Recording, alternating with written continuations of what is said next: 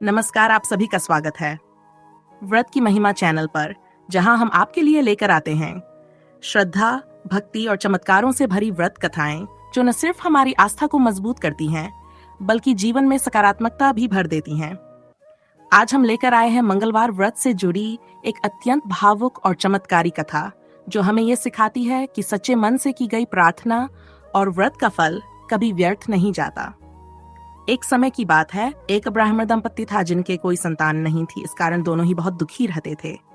एक दिन ब्राह्मण वन में हनुमान जी की पूजा करने गया और वहां उसने पुत्र प्राप्ति की कामना करते हुए महावीर जी से प्रार्थना की।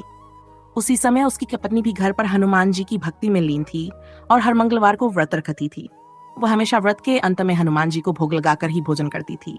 एक मंगलवार ऐसा आया जब वह भोजन बना सकी और नहीं भोग लगा सकी।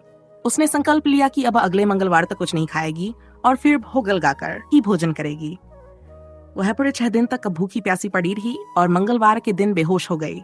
उसकी इस निष्ठा और तपस्या को देखकर हनुमान जी बहुत प्रसन्न हुए। उन्होंने उसे दर्शन दिए और एक सुंदर पुत्र प्रदान किया। साथ ही कहा कि यह बालक तुम्हारी सेवा करेगा। ब्राह्मणी की खुशी का ठिकाना न रहा। उसने बालक का नाम मंगल रखा। कुछ समय बाद जब ब्राह्मण घर लौटा और उस बालक को देखा तो चौंक गया।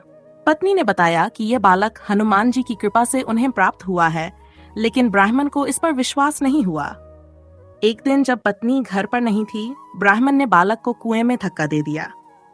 जब वह वापस लौटा और पत्नी ने पूछा कि मंगल कहाँ है, तभी पीछे से बालक मुस्कुराता हुआ आ गया। ये देखकर ब्राह्मण आश्चर्यचकित रह गया। उसी रात हनुमान जी ने ब्राह्मण को स्वप्न में दर्शन दिए और बताया कि यह बालक उन्होंने ही दिया है।